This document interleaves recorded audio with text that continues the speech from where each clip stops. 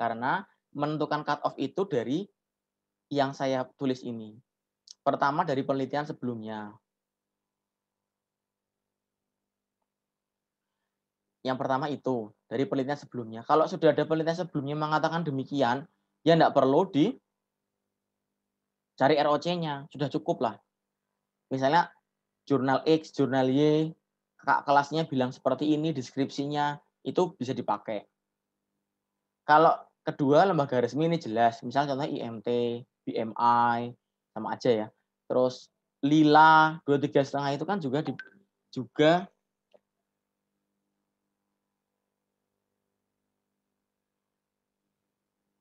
23,5 itu kan ditentukan dari IMT-nya, 23,5 itu ditentukan dari WHO. Jadi nggak usah nyari-nyari lagi kalau sudah ditentukan. IMT itu 18 sampai 25 dikatakan normal misalnya, lebih dari ini overweight, ini normal, ini underweight. Itu nggak usah dicari-cari. Atau Z-score-nya, stunting-nya anak, ya itu nggak usah dicari-cari lagi karena sudah ditentukan oleh official institution yaitu WHO, Kemenkes, dan seterusnya. Terus cara ketiga menggunakan mean median. Pernah saya sampaikan waktu itu di awal. Yang pertama, kalau pakai mean jika datanya normal. Kalau datanya tidak normal berarti pakai median. Kalian sudah paham lah menentukan data normal atau tidak dengan Kolmogorov-Smirnov atau Shapiro-Wilk ya. Shapiro-Wilk itu data yang kurang dari 50, Kolmogorov itu data yang lebih dari 50. Data kecil itu berarti Shapiro ya, S ya. Kalau ukuran baju kan S itu kan mesti datanya kecil. Kolmogorov berarti sebaliknya. Kalau normal berarti pakai min. Kalau ketemunya misalnya berat badan kelas EPID ini 60 kg rata-ratanya, berarti yang di atas itu dikatakan berat, yang di bawah itu dikatakan ringan. Itu cut off-nya berarti 60 kilo.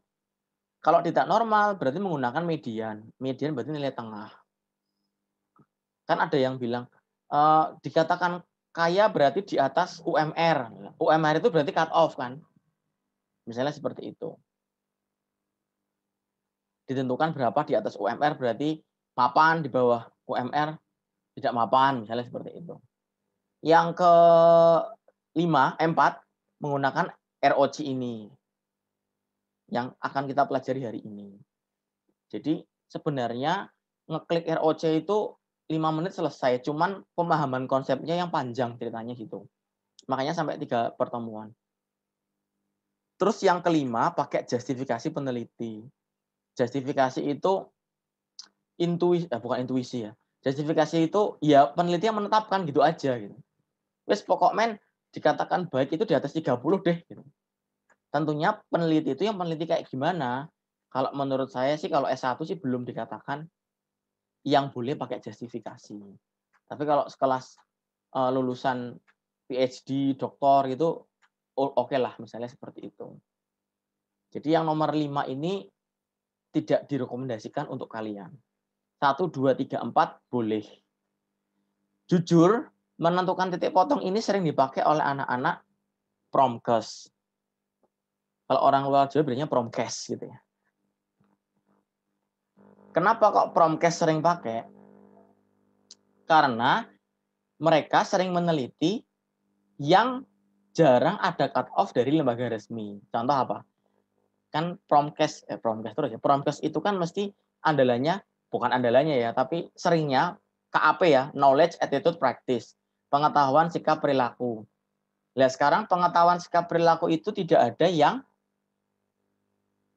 paten atau pasti atau yang ditentukan pemerintah.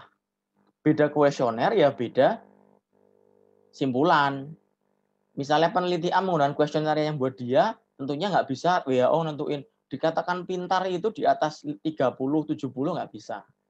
Dan spesifik kalau pengetahuan sikap itu bisa jadi sama-sama DBD, tapi yang satu pengetahuan tentang penggunaan larvasida, insektisida, yang satu DBD penggunaan, yang satu tentang ABJ misalnya. Kan beda. Jadi makanya tidak ada officially data dari pemerintah cut off-nya itu berapa. Kayaknya Afida sudah ngantuk banget ini kayaknya.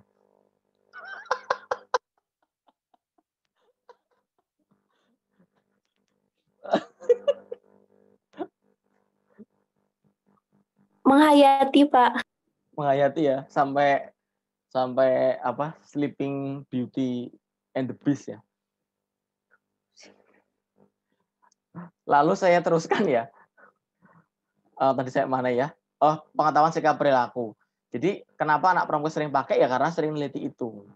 Misalnya media X untuk pengetahuan sikap perilaku, evaluasi media Y untuk pengetahuan sikap perilaku. Seringnya anak Promkes beberapa kali itu tanya saya, Pak, kalau menentukan cut off itu dari mana? Mereka seringnya pakai median ini. Andalannya ini pakai yang min median. Andalan banget lah. Waktu-waktu saya uji, kok pakai ini nggak pakai ROC tak gitu. Terus akhirnya mungkin dikatakan ke teman-temannya lah gitu. Singkat cerita, juniornya tanya saya, Pak, yang apa namanya ROC bagaimana? Saya alihkan, anak-anak EB sudah saya ajari. Coba tanya ke mereka. Terus beberapa waktu kemudian WA saya lagi, Pak, anak EB nggak ada yang tahu ya Pak. Oh, berarti waktu itu mungkin tidur semua ya, saya juga nggak tahu. Gitu. Masuk sekelas nggak ada yang tahu ya, saya juga nggak tahu. Akhirnya tanya saya lagi, ya sudahlah. Ya mungkin waktu itu, padahal kuliahnya masih offline waktu itu kan. Atau jangan-jangan saya beda dimensi sama mahasiswa saya ya. Saya masuk dimensi A, mahasiswa saya masuk dimensi B. Gitu. Ini ngomong apa sih ya? Itu cut off ya. Jadi tujuan kita penelitian kuliah hari ini adalah hanya secuil ini, tapi butuh pemahaman yang ekstra. Lah ROC ini butuh dua istilah penting yaitu SN sama SP. Tentunya kalian sudah pernah mendengar ini. Sensitivity dan sensitivitas dan spesifisitas, specificity. Ini mungkin telah diajari oleh dosen-dosen EPIT yang lain atau mungkin sering mendengar itu karena ini musim COVID. Misalnya PCR itu punya sensitivitasnya tinggi, rapid test sensitivitasnya rendah dan seterusnya. Pertanyaannya kan orang sering ngomong itu sebenarnya mudeng apa ora gitu loh. Karena kadang COVID ini itu menjadikan yang enggak EPIT jadi EPIT gitu. Yang enggak tahu EPIT, enggak epidemiolog jadi epidemiolog. Kadang saya bingung malah ini. Ki jane sing kuliah sopo gitu. Kadang seperti itu. Nah, oleh karena itu kita akan diskusi dulu tentang sensitivitas. Jadi agak random ini kayaknya. Jadi sensitivitas itu adalah alat indikator alat ukur itu valid apa reliable apa enggak gitu. Jadi kalau kita pernah melihat tabel 2x2 kayak yang di slide ini,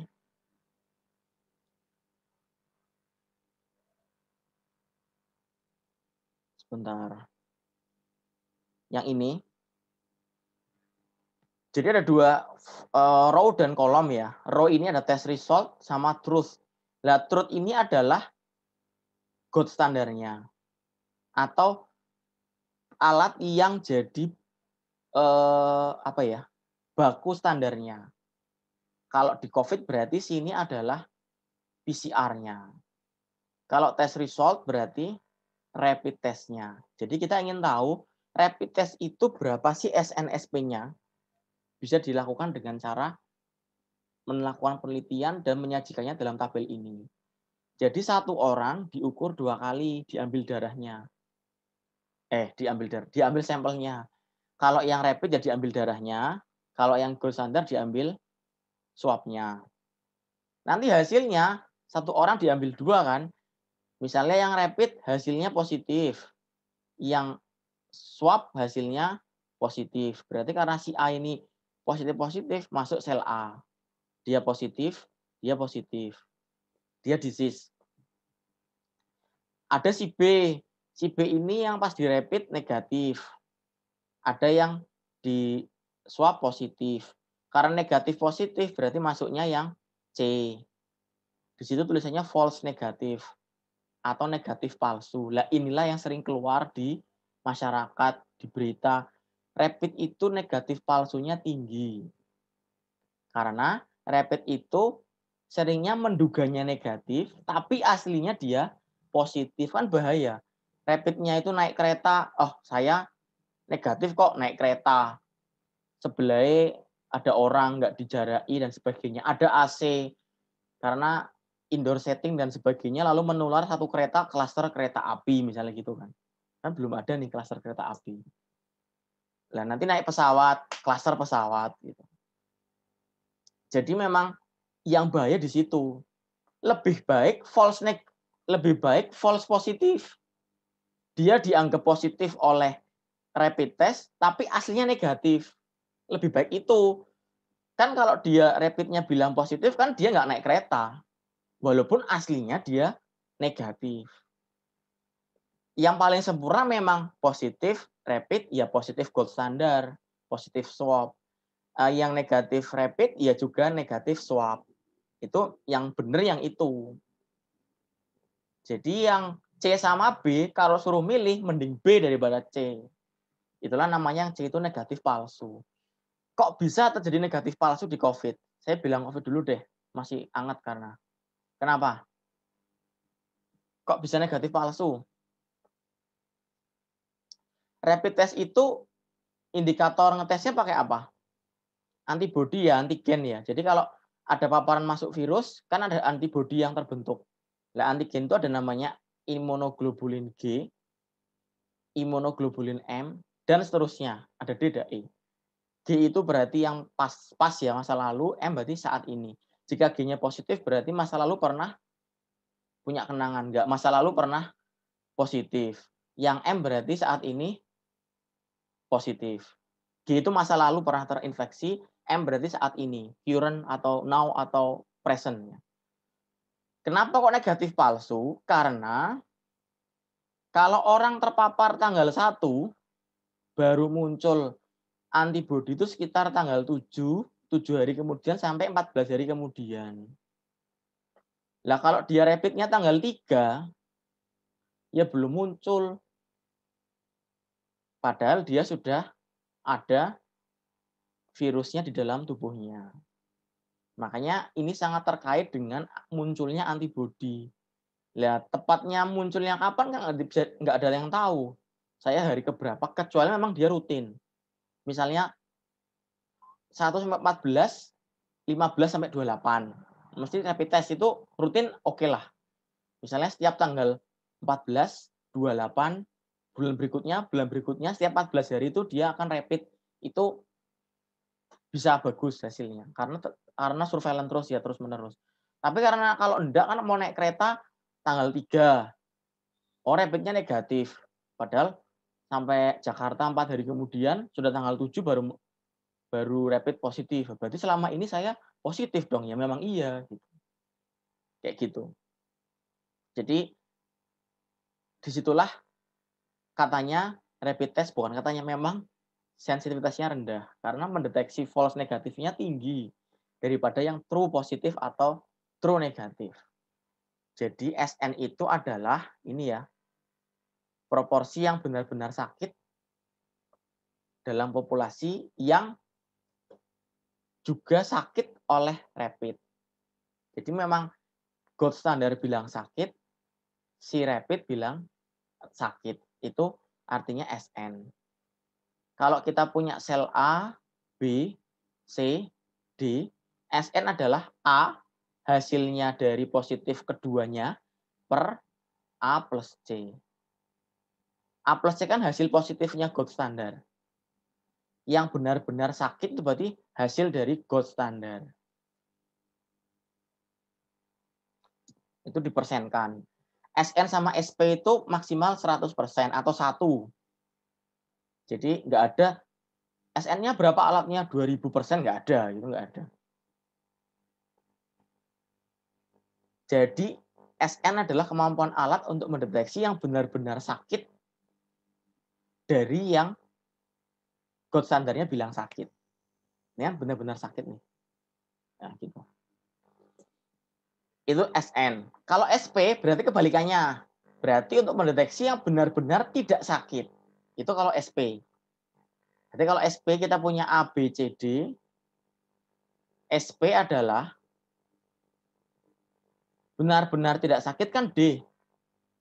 Per hasil gold standar yang juga tidak sakit. Berarti AB plus D. B plus D, sorry. B plus D kan yang sisi sebelah sini. Jadi itu rumusnya yang SP. Sama SP maksimal 100% atau 1. Tidak ada yang lebih dari 1 atau 100%. Kemampuan suatu alat itu tidak ada yang sempurna. SN itu tidak bakal ada yang SP-nya juga 100. SN SP jarang sekali alat yang keduanya 100%. Jadi yang terbaik adalah tarik ulur yang optimal seperti apa. SN turun seberapa, SP naik seberapa. SP turun seberapa, SN naik seberapa. Jadi ketemu di tengah. Itulah konsep tarik ulur tadi. Itulah konsep tarik ulur ini namanya ROC. Narik ulur antara SN sama SP, tarik ulur tahu ya, kayak apa ya? Kayak jalan kepanjangan sama jalan kependekan gitu loh. Ditaruh di tengah-tengah. Tapi biar sana sini juga win-win solution. Nggak ada yang terdolimi, tidak ada yang tersakiti gitu. Sana sini juga nerimo legowo gitu. SN-nya nggak ketinggian, SP nggak kecilian gitulah, atau sebaliknya. Jadi kalau saya punya alat namanya ini pap smear itu kan berarti mengambil cairan reproduksi wanita untuk dites ya. Kemudian yang kanker serviks berarti diperiksa gold standarnya ini, diperiksa lewat patologi klinis. Hasil pap smear, kalau hasil kankernya yes, berarti dia positif semua, ya berarti masuk sini. Kalau negatif, positif negatif masuk B. Negatif positif masuk C, negatif masuk D. Nah, kalau dihitung SN berarti 50 per berapa? 50 per SN.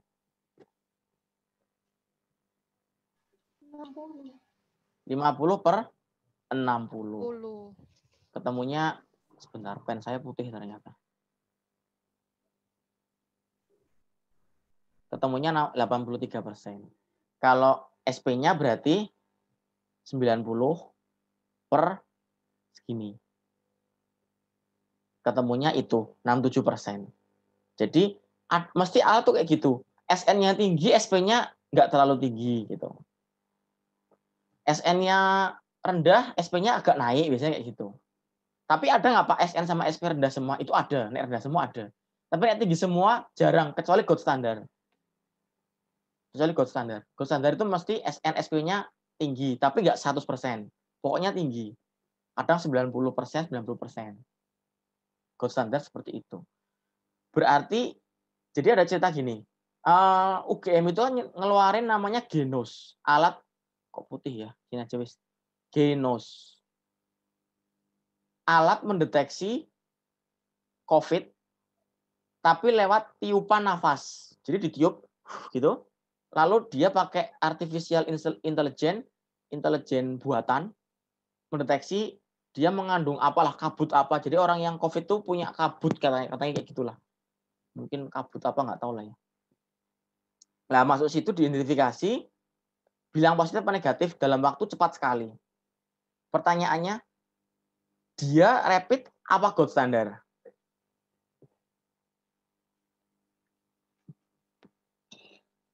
Ayo.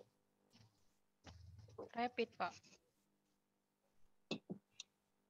Saat ini rapid, yes. Tapi katanya, alat ini punya SN sama SP mendekati gold standar. Bisa jadi alat ini akan menggantikan PCR. Bisa jadi. Karena PCR sama-sama SN sama SP-nya sama Genos, PCR tuh 4 hari, 5 hari baru keluar ya. Belum nanti urut-urutan apa namanya pasiennya VVIP naik ya beda lagi, kita turun lagi nanti. Kalau di Semarang itu ada urutan sampel VVIP sama VIP sama orang biasa gitu.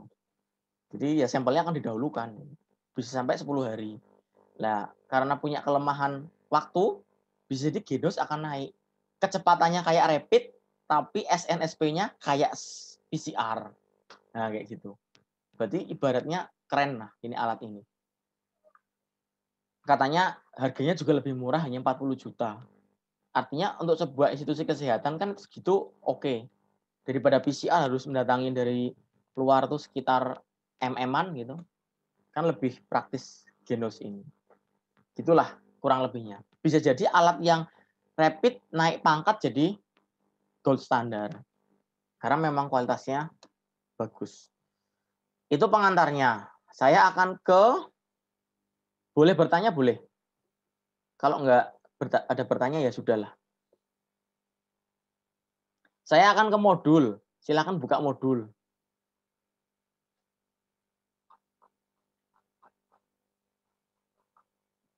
Sebentar. Modulku sih ini dia. Oh, ini.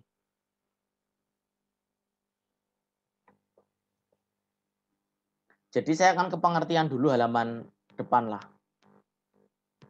Jadi ROC itu dan area atau AUC, area under curve, sebuah pasangan yang nggak bisa dipisahkan. ROC itu suatu metode yang merupakan hasil tarik ulur. Nah tadi, tarik ulurnya SN sama SP. Biar menghasilkan titik potong yang SN-nya nggak terlalu tinggi, SP-nya nggak terlalu rendah. Titik potong kan kita kembali ke konsep awal, kita menentukan titik potong. Nah, sementara AUC adalah luas wilayah yang dihasilkan oleh kurva ROC. ROC ini nanti kurva bentuknya. Nah, luas wilayah ini namanya AUC, area under the curve. Itu gambarannya. Kita langsung aja ke, ini sudah ya kalau nggak salah. Jadi, kalau di data Anda yang SPSS itu bisa di-download di Elena, ada 2 variabel, skor pengetahuan DBD dan DBD. Variabel bebasnya adalah skor pengetahuan. Tapi ini masih numerik. Saya akan membuat kategori. Nah, kategorinya kan 2, nominal. Mana yang bagus, mana yang buruk, mana yang tinggi, mana yang rendah. Mana yang bagus, mana yang cukup bagus, misalnya seperti itu. Jadi, skor ini mau dibuat kategori. Lalu di DBD ada kode 1 dan 0.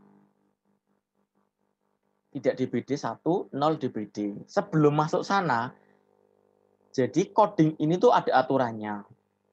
Coding untuk menentukan cut off beda dengan coding menentukan uji-uji di bivariat. Dulu saya ngajar bioset tuh rombel berapa ya? Saya lupa itu. Rombel D apa ya? Kalau nggak salah ya. Ya itulah kayaknya. Jadi kalau di bivariat, ini ada aturan coding ya. Bebas terikat itu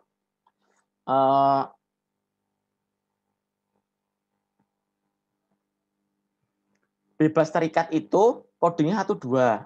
Perhatikan ini dulu. Jadi yang satu itu yang jelek pokoknya. Tolong dieling-eling. Mengcoding untuk penelitian bivariat multivariat, yang satu itu yang jelek. Yang berisiko. Kalau variabel bebas berarti yang berisiko. Berarti kalau contohnya misalnya pakai masker, berarti yang nggak pakai masker, yang angka 1. Kemudian yang diet tinggi garam, berarti yang satu yang tidak diet. Kemudian konsumsi garam, yang satu berarti yang konsumsi garamnya lebih dari 5 gram per hari. Karena yang cut off-nya WHO 5 gram. Di bawah 3 gram, di bawah 5 gram berarti tidak berisiko. Jadi pokoknya satu itu yang jelek-jelek, yang menyebabkan lah gitu. Kalau aktivitas fisik rutin, 1 apa 2? 2. 2. Karena dia prevent ya, mencegah. Kalau variabel terikat, kalau yang ini, 1 itu berarti yang sakit. 2 yang bagus. Artinya nanti 1 ketemu 1. 1 berisiko, 1 sakit. 2 tidak berisiko, 2 tidak sakit. Itu jangan sampai salah. Salah coding, skripsimu berubah kabeh simpulannya. Asli. Simpulan pembahasan otomatis berubah, hasil berubah. Nggak sesuai maksudnya. Saya pernah nih, ini jujur nih, bimbingan saya. Mosok ya, OR tuh angkanya segini, saya masih ingat ini angkanya. 50.768, 50 juta, sorry. Kayak gini. Kebalik, ding. 867 dibalik. Nah, kayak gini. Nah, Masuk OR segitu, piye bayang kene. Orang yang taruhlah misalnya apa ya? Saya nggak cerita penelitiannya nanti konangan malah. Karena bimbingan saya kan baru-baru segitu. Orang yang saya ubah aja wes.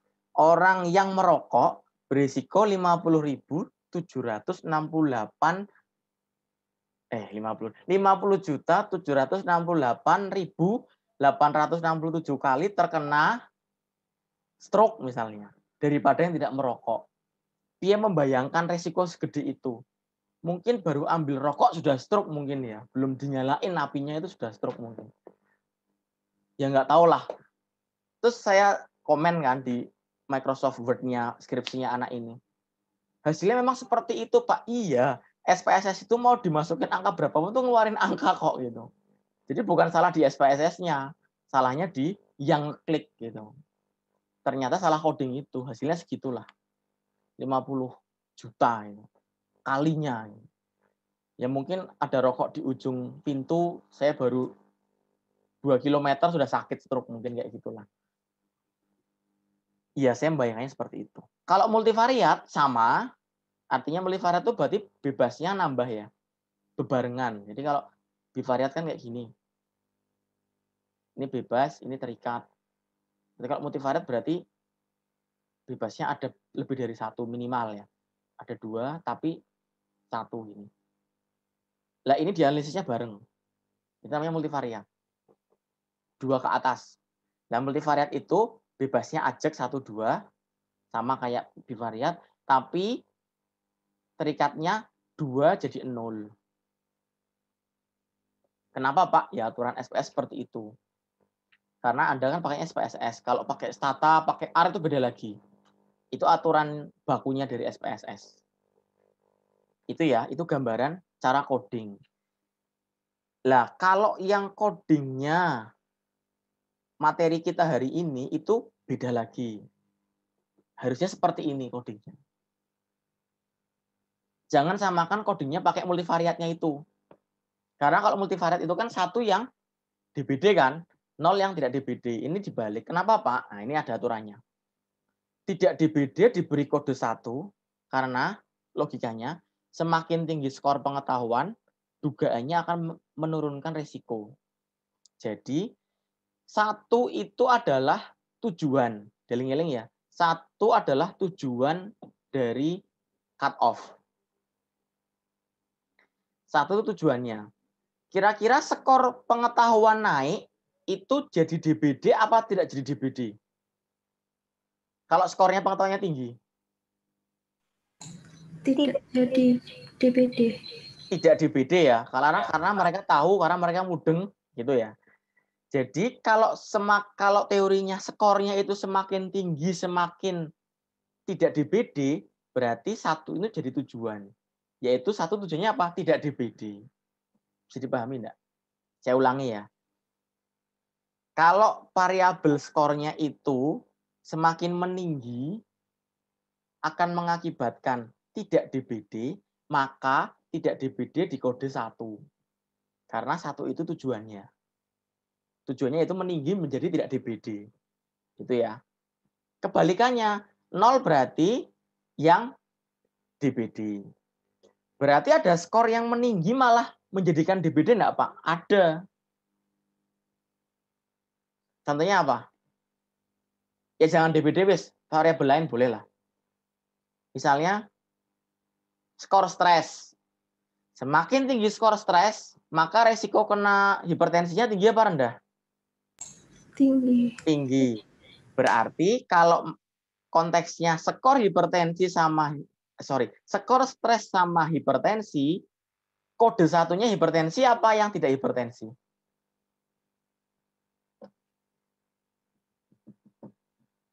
Halo? Hipertensi. Jadi logikanya begini. Kalau skornya itu semakin meninggi itu membaik, berarti kan skor tinggi kan baik kan? Skor tinggi membaik, berarti kodenya 1-nya yang baik. Skor tinggi menjelek, berarti kode 1-nya yang jelek. Gitu. Kode 1 di variabel terikatnya maksudnya. Jadi, jika skor ini kalau meninggi itu membaik, maka kode satunya juga baik. Baik kan berarti tidak DBD. Artinya sehat. Tapi jika skor ini meningginya, semakin tinggi itu menjadikan jelek, berarti satunya yang jelek. Gitulah. Contoh yang jelek-jelek ya misalnya skor stres. Karena semakin tinggi semakin jelek, berarti satunya yang hipertensi. Skor apalagi ya? Yang jelek-jelek siapa sih? Skor demensia. Demensia itu pikun ya, pikun. Sudah lupa lah. Nanti larinya ke apa namanya itu yang gerak-gerak sendiri tangannya. Apa? Kok saya lupa ya? Apa petinju Muhammad Ali itu sakit apa? Parkinson ya, lupa. Larinya ke sana. Skor demensia nanti larinya ke Parkinson. Jadi yang skor demensianya tinggi, baik apa buruk? Buruk ya. Demensia itu kan lupa-lupa. Buruk, Pak. Buruk ya. Sering lupa itu kan dimensinya tinggi berarti. Lupa anaknya siapa, ini lupa mantune apa anaknya apa putune gitu kan. Mantane juga lupa, itu berarti dimensinya tinggi gitu. Lah, karena skor demensia tinggi, variabel terikatnya misalnya Parkinson. Berarti kode satunya yang Parkinson, bukan yang sehat. Berarti skor yang baik-baik contohnya apa? Ya pengetahuan, skor sikap mencegah, skor praktik 3M misalnya. 3M-nya DBD ya, bukan 3M-nya COVID ya, bukan yang pakai masker, pakai itu, pakai ini, bukan yang DBD. Skor praktik 3M. Berarti semakin tinggi skornya kan berarti semakin baik. Berarti kode satunya yang sehat atau tidak DBD. Gitu ya pemahamannya ya. Nek perlu ditulis lah gitu. Ditulis atau dibuat rekaman silahkan lah gitu. Ini belum tahu ini mau tak unggah apa enggak, karena mesti panjang ini nanti. Kebalikannya, jika semakin tinggi skornya meningkatkan resiko, maka kode satunya yang sakit. Di modul sebenarnya sudah ada. Nanti dibaca aja. Ada pertanyaan silahkan.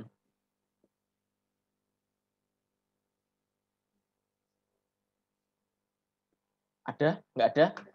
Ya sudahlah. Sudah sore sih ya. Nah sekarang kita baru ke permainan kita.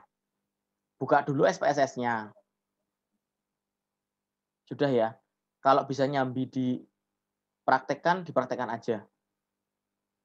Saya sih nggak nuntut banyak ya, maksudnya siapa tahu kan sinyalnya sendelap-sendelup jadi susah untuk praktek bareng misalnya. Jadi di situ ada variabel 2 ya, skor pengetahuan dan DBD. DBD tadi kodenya berapa? 0 apa 1? Halo?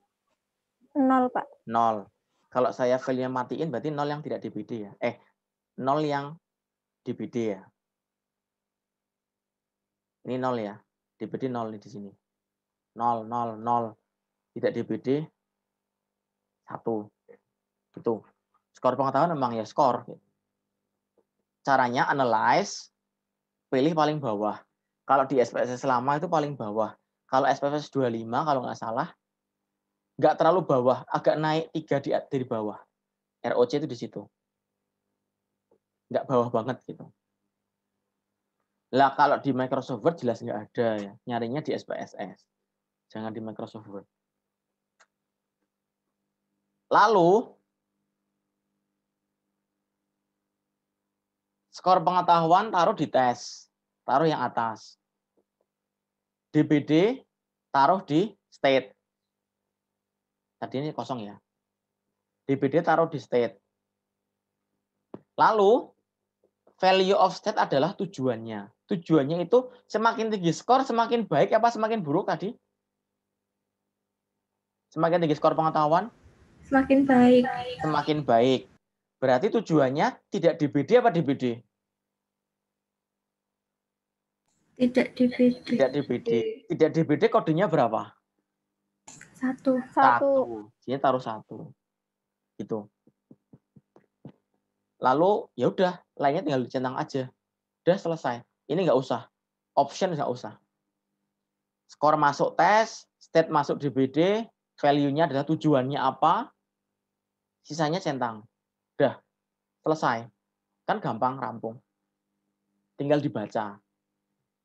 Lah bacanya ini agak tricky. Di panduan ada semua, di modul ada semua.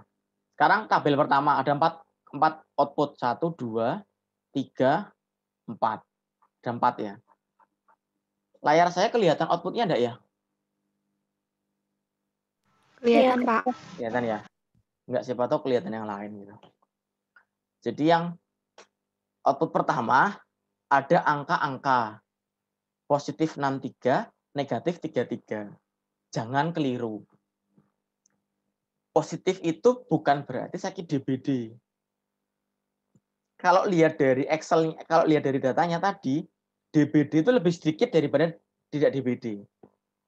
Kalau lihat dari datanya ya. Ini kan DBD segini nih. Lihat nggak kalian? Lihat ya. 33. Tidak DBD kan lebih banyak nih. Sampai 96. Jadi otomatis DBD lebih sedikit. Sepakat? Sepakat ya. Tapi kok di output yang positif lebih banyak, Pak? Karena positif itu adalah angka satunya. Tujuannya tadi itu angka 1. Angka 1 adalah apa? Tidak DBD. Di bawah itu ada yang kode A ini. The positive actual state is tidak DBD. Di situ ada keterangannya. Jadi yang tidak DBD itu maksudnya positif itu artinya 1 loh ya, bukan positif DBD gitu, bukan itu. The positive actual state is tidak DBD, berarti tidak DBD adalah 63, DBD-nya 33. Gitu. Saya sengaja ngasih tahu yang sulit ya, yang susah. Karena biasanya itu pakai yang skornya menaik itu yang jelek. Seringnya kayak gitu kalau contoh. Kayak misalnya skor stres. Jadi yang satunya itu yang sakit. Nah, kalau saya contohkan di modul yang itu, nanti pas ujian dilelah soalnya kebalik, yang kayak gini, nanti kalian bingung. Mending saya ajari yang susah, nanti yang skor meninggi angka 1 lebih gampang. Skor meninggi angka satunya yang jelek itu lebih gampang. Karena lebih susah yang ini. Skor meninggi yang baik di angka 1 itu susah. Karena kan duganya positif itu yang sakit. Ternyata enggak. The positive actual state is tidak DBD di situ. Sampai sini paham ya? Halo? Paham, Pak. Paham ya? Oke lah. Paham, Pak. Dipaham-pahamin lah. Mau ngopi dulu ya boleh. Saya tunggu. Atau mau apa? Makan dulu ya boleh.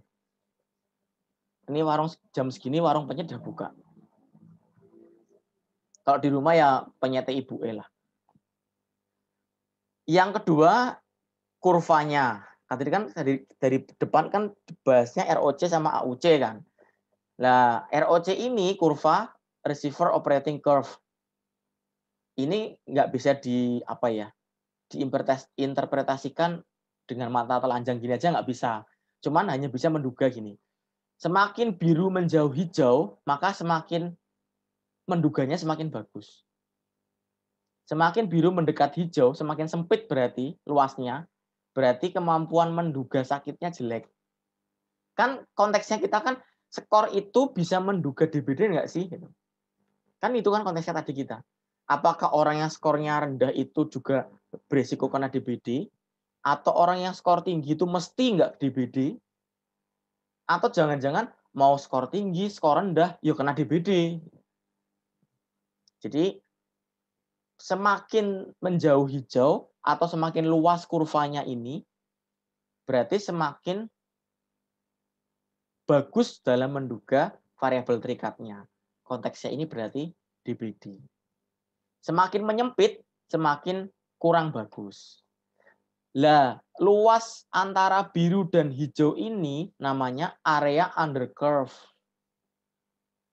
Segini itu adalah ROC, yang kotak banyak ini, kotak ini. Tapi luasnya biru yang kayak kapal kebalik itu loh, yang kayak trapesium itulah, itu adalah luasnya adalah AUC, area under the curve. Lah AUC ini semakin luas, semakin bagus menduganya. Semakin menyempit, semakin jelek menduganya. Itu cara baca kurva ini. Hanya bisa pakai apa ya? Interpretasi mata telanjang aja. Lalu dikuatkan dengan output ketiga. Yang dibaca area aja di sini. Di situ angkanya 0,851. Area itu maksudnya area under the curve. Luasnya berapa sih? Luasnya adalah 85,1%. Maksudnya piye, Pak? Maksudnya di modul ada. Jadi di modul itu ini 85,1 masuknya baik.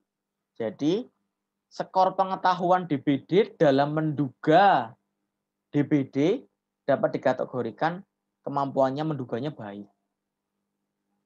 Jadi semakin sempit ya semakin di bawah 50%.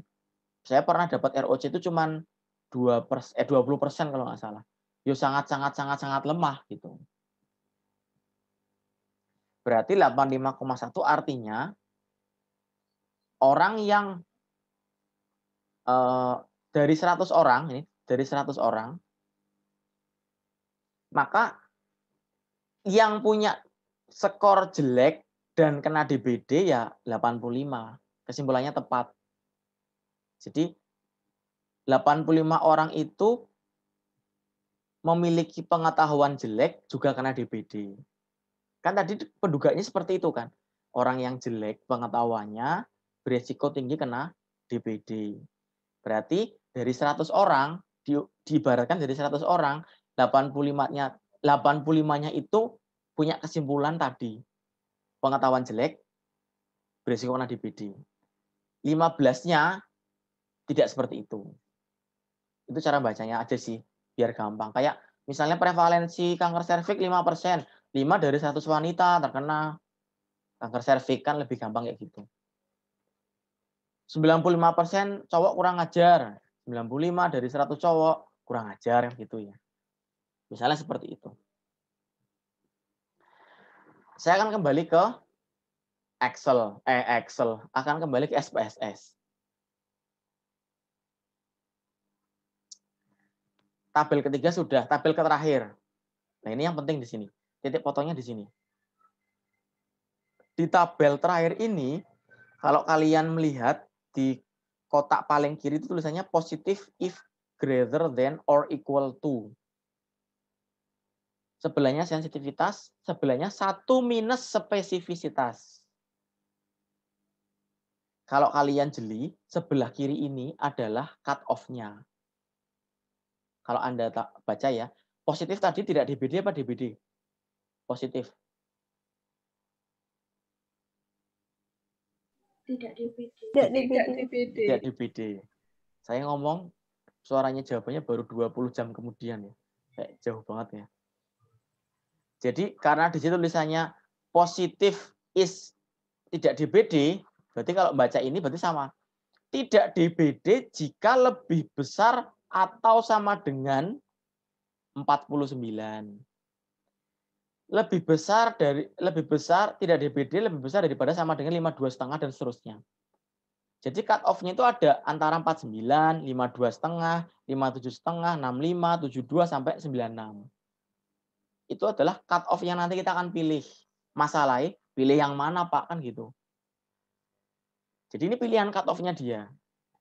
Kembali ke teori awal, pilihlah cut off yang SN-nya tidak terlalu SN-nya tidak terlalu jatuh dan SP-nya tidak terlalu jatuh. Kuncinya itu.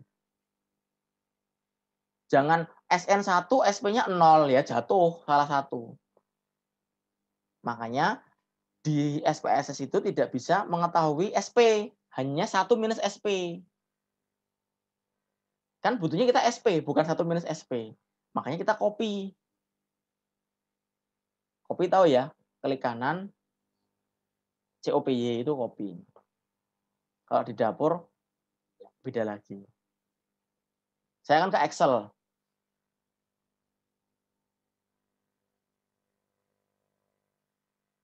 Copy ke situ, paste ke situ.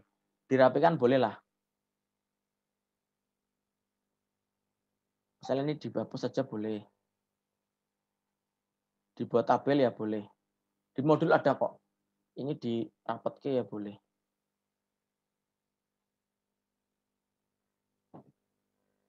Udah. Ya tebeli dikit. Nah, wes. Gedein wes. Jadi karena kita butuhnya SP, ya tambahi di sini specificity. Caranya ya buat formula aja. Formulanya itu 1 minus ini. 1 minus ini gitu kan selesai. Ini kan 1 minus SP kan. Berarti rumusnya sama dengan 1 minus ini. Ya sudah, ketemu SP. Dipanjangin, ditabelin ya boleh lah. Udah. Kita kan nggak butuh 1 minus SP. Nggak butuh ini nih. Hide aja, di block, di hide. Nah, hide. Ya kalau mau lebih barbar ya hapus aja nggak apa-apa. Tapi hide lebih baik. Hide aja. Guys. Udah nih, ketemu nih. Tinggal pilih aja. SN1, SP0. Ya percuma. Bisa mendeteksi yang DBD, tapi nggak bisa mendeteksi yang tidak DBD. Ini juga jelek. Ini juga jelek. Ini yang jelek banget. 100% sama 9%. 100% sama 15%. Ya kalau kita pakai meripat biasa ya mungkin di angka-angka inilah ya. Mungkin ini. Gitu. Jadi nanti kita pilih cut off-nya 72,5, apa 77,5, apa 82,5. Lah kalau pakai perasaan peneliti kadang kan perasaan itu menipu ya. Atau kadang perasaan itu salah kan gitu. Ini bener nggak sih perasaan ini kan gitu. Maka ada 2 cara. Yang pertama pakai cara grafik, yang kedua pakai cara Youden Index. Bukan YouTube ya, Youden. Cara grafik sama Youden Index itu sama-sama kuat lah. Kalau cara grafik, pertama buat dulu nomor di sini biar buat penanda. Buat nomor biasa aja, urut kayak sampai berapa gitu. Nomor biasa. Ditabeli ya boleh.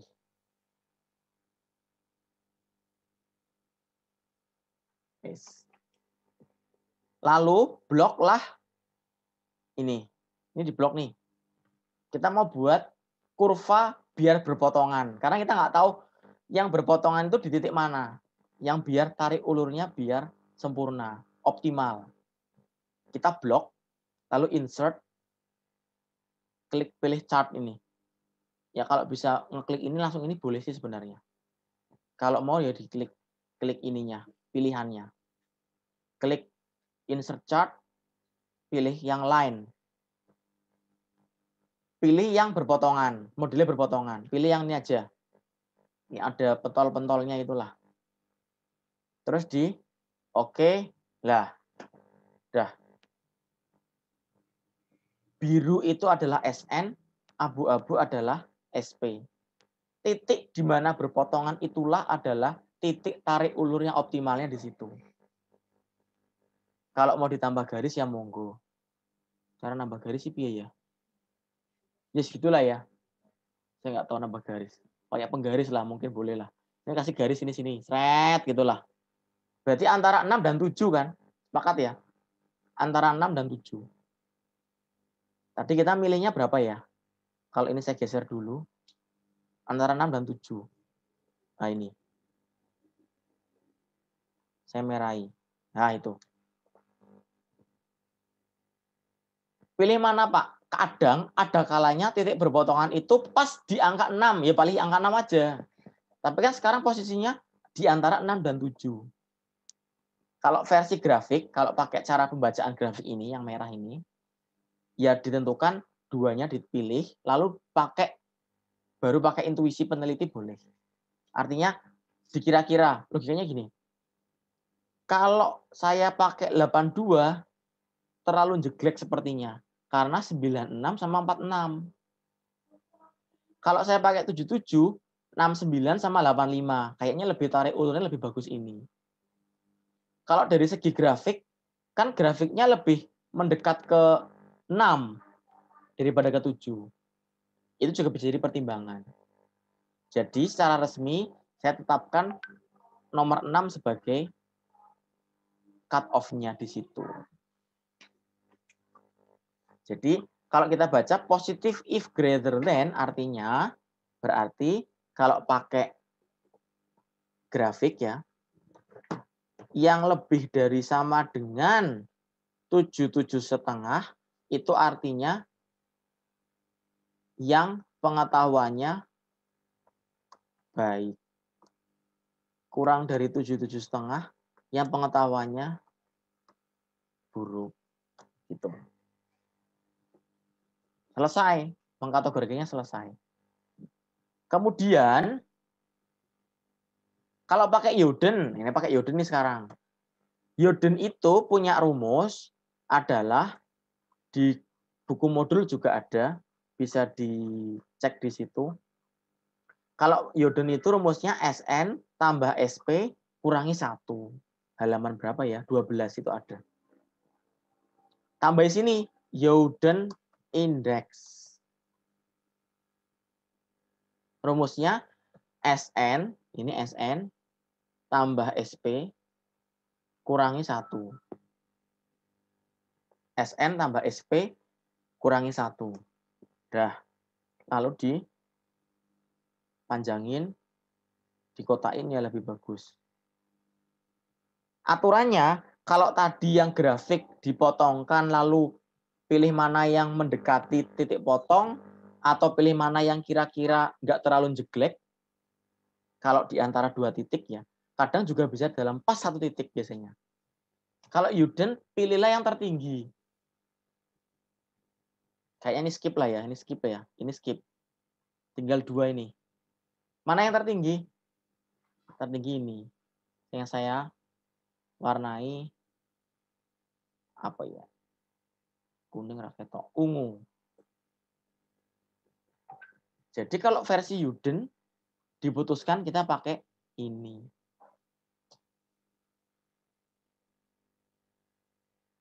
Yang pink. Kok kenapa beda, Pak? Ya memang beda. Bisa jadi sama, bisa. Dalam hal ini saya contohkan yang beda pokoknya. Biar nanti pas ujian, loh kok beda, Pak? Nah, jadi nanti sudah paham gitu loh. Soalnya seringnya kan ujian tuh lebih susah banget daripada contoh kasus gitu. Ini saya melogikanya atau membuat skenarionya itu biar skenario terburuk lah pokoknya. Nanti kalau kalian ujian pakai versi yang terbagus kan gampang skenarionya. Kenapa beda? Logikanya gini.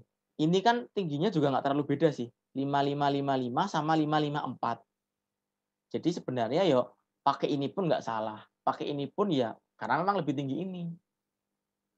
Jadi kalau versi Youden ketemunya lebih dari sama dengan 72,5 itu baik. Kurang dari 72,5 itu buruk. Kesimpulan akhirnya pilih mana, Pak? Pilihlah sholat istikharah dulu boleh lah. Lebih bagus. Kalau enggak, pilih yang Youden boleh, grafik boleh, sama-sama ada dasarnya. Tapi seringnya memang keduanya itu mesti sama kok. Grafik ya nanti bilang angkanya sama, ini sama. Dilalah saya tadi berkepikiran skenario biar yang terburuk kayak apa. Datanya tak otak-atik ketemunya inilah gitu. Nanti pas ujian kan, oh kalau sama mah nggak masalah. Ya nggak sama kan bingung nanti pas ujian. Lah kan sekarang udah diajari nggak sama pun nggak apa-apa. Yang penting ada dasarnya. Jadi nanti kita kembali ke SPSS. SPSS ini. Bentar.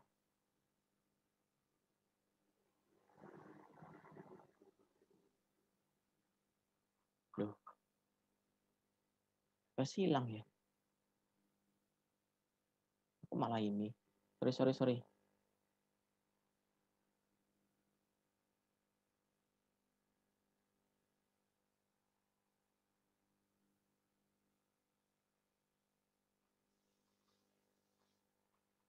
Oh, di atas. Kan tadi udah ketemu ya, 72,5 sama 77,5. Taruhlah kita pilih yang 72 aja deh misalnya. 72. Kan ada dasarnya semua. Ya udah, buat kategori baru, kategori pengetahuan. Coding 1 artinya tadi kembali ke aturan penelitian nih, bukan aturan coding ini, coding cut off. 1 itu jelek apa baik? Kembali ke aturan penelitian. Halo? Jelek, Pak. Jelek. Ngomong jeleknya mantep banget ya. Jelek, Pak. Jadi 1 yang pengetahuannya rendah. Pengetahuan rendah. 2 yang pengetahuannya tinggi. Ya udah, pakai manual aja nggak apa-apa. Kalau sempat ya.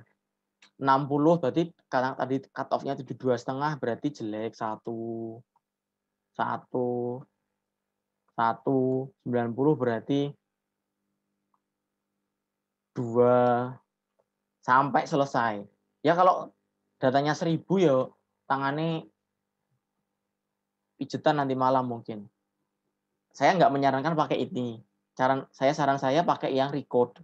Tentunya Anda sudah pernah diajari oleh pengajar manajemen data. Mungkin ya, mungkin.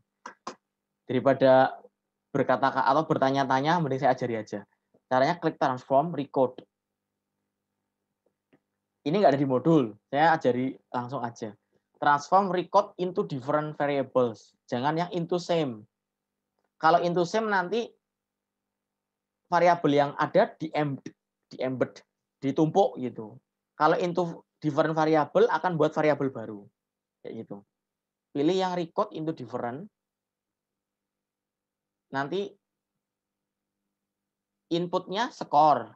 Nanti skor pengetahuan jadi apa? Nah, dibuat baru variabel baru. Cut penget misalnya gitu. Buat variabel namanya cut penget, kategori pengetahuan. Jadi nanti skor pengetahuan akan direcode menjadi cut penget gitu. Kalau sudah klik ini, old and new. Ini sebenarnya mata kuliah lama sih sebenarnya. Yang old berarti kan old punyanya skor. New value berarti punyanya kategori. Lah, saya tak hapus. Yang old berarti 72,5 tadi kan. Berarti 72,5 berarti kan ikut. Karena sama dengan. Sampai 100 dikatakan baik apa buruk. Karena maksimal 100. 72,5 sampai 100 baik buruk. Baik, kodenya 2 apa 1? Halo? 2, Pak. Oh, 2. Yang jawab ini, apa namanya? Jago keluruk ya. 2. Jadi klik 2. Jadi nanti keluar 72,5 sampai 100 nanti jadi 2. Record diubah kodenya. Lalu 0 sampai 72,49 lah, boleh lah. Kodenya jadi new-nya jadi 1. Di add. 72,5 sampai 100 jadi 2. 0 sampai 72,49 jadi 1. Jika sudah, continue, oke. Kok hilang? Ini udah jadi. Ini. Tinggal dikasih value di sini. Monggo dikasih value silahkan. Gitulah. Kasih boleh deh. 1 yang rendah. 2 yang tinggi. Dah, ini. Nggak bakal salah lah. Terus percaya aja. Sampai 96 udah kayak gitu. Percaya aja. Kalau mau diteliti silahkan. Misalnya mau di cross tab kan pakai chi-square, analyze, cross tab. Yang ini kategori pengetahuan. Oke. Nanti akan keluar tabel 2x2. Nilai p-value-nya ini yang continuity correction 0,000 di bawah alpha. Artinya pengetahuan berhubungan dengan kejadian DBD. Berapa odds ratio? Misalnya ini pakai case control. Tapi nggak mungkin, Pak. Pengetahuan kan nggak mungkin ditanya masa lampau. Oke, berarti pakai cross-sectional. Lihatlah yang for cohort, karena rumusnya cross-sectional RR sama PR, cross-sectional PR sama cohortnya RR itu sama. Yaitu 4,621. Bacalah yang ini. Jadi, orang yang pengetahuannya buruk, cara baca simpulan tuh di kode 1 ketemu kode 1. Kode 1 kan berisiko, kode 1 sakit. Orang yang berisiko apa? Pengetahuan buruk, berisiko 4,621 terkena kode 1 sakit. Orang yang pengetahuannya buruk, berisiko 4,621 terkena DBD daripada orang yang pengetahuannya tinggi. Seperti itu.